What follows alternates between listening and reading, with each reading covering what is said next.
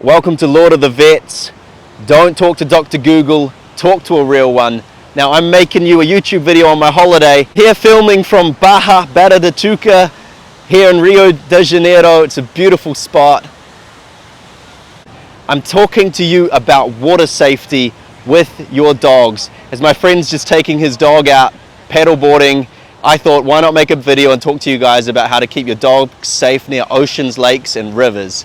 So, can you get life jackets for dogs? The answer is yes, you can, and they come in all shapes and sizes, and it is a good idea if you're doing something like kayaking, paddleboarding, or boating or anything like that where you think there's a chance your dog may fall in the water and end up in a large water body. So I do recommend life jackets for your dog. Is it safe to jump in after your dog if it falls into a dangerous situation? Now let's just talk about humans for a second. Lifeguards, coast guards and the like, they recommend that if somebody is in a very dangerous situation in the ocean, in the lake or in a river, that you should not jump in with them and put yourself in danger too, because then there's two people that need rescuing instead of one person that needs rescuing. Now if this applies to humans, then the same applies to dogs. You don't jump in after your dog if it's in a very dangerous situation. The beach where I made my first video, a guy actually drowned there recently because his dog got stuck in a riptide and dragged out to sea, and he swam in after the dog. The man got swept out along with the dog and he actually drowned because he couldn't make it back in. So you need to be really aware. Now I have two stories for you where I rescued dogs from drowning, and I do feel like a bit of a champion and I'm bragging, but that's fine. The first time I was actually in Hawaii on a wharf. I'd just come in from going boating with my auntie and we'd been out fishing, and there was this dog standing on another wharf that was opposite our one. There's a channel of water between us, and there were some boats coming in, sort of people, the boat trailer was coming down, people were loading their boat up onto their boat trailers, and out of nowhere this Labrador, I think it was, fell off the wharf that was opposite my wharf, and it landed in the water, and instead of coming back up, it got stuck underneath a boat and it didn't come up. So me and my auntie, who actually was working for the Coast Guard previously, she wasn't at that time, we both dived into the water at the same time and swam underneath the boat and grabbed hold of this dog and pulled it out from under the boat and pushed it up to the people who were very panicked about their dog, and they were very grateful. So obviously in that situation it was pretty safe to go, and the boat wasn't moving to go in and get that dog out. The second time I was at a river swimming with a friend, and this lady, she had the dog, and it was a German Shepherd. I was sort of watching and thinking, has she got control of this dog, because it was sort of going a bit deeper out the river. Next thing, the dog goes out into the main current and starts getting swept down the river towards some rapids.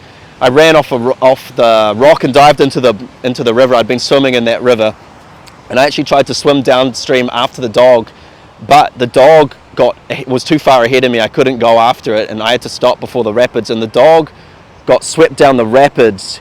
And luckily the dog was able to swim to the side, and it clambered up on some rocks, and then it was really panicked. It ran back up the river, but it obviously was in a bit of a state and it wanted to just get straight back to its owner, so it tried to swim across the river again and was actually going to get swept down the rapids again. That time I managed to get hold of the dog by its collar and swim the dog across the river to the owner instead of the dog getting swept a second time down the rapids. So it was very exciting, very extreme, but both of those cases the dogs did okay. Now, what can you do to keep your dog safe? Here are some tips. 1, know what a riptide looks like. There are YouTube videos explaining what a riptide looks like. I do surf a lot, so I can explain a little bit to you. When there's a rip, you can see that the waves actually, they're not breaking there because the current's preventing the waves from breaking normally. Sometimes you can see a trail of foam going out, but the best thing is talk to the lifeguards and ask them what safe areas are, and don't let your dog go out too deep. Another thing is be aware that dogs will go out on the rocks, and sometimes there are waves crashing on the rocks, and fishermen get swept into the ocean all the time, and so do dogs. When the waves come in, they crash up on the rocks, just like this footage I'm showing you.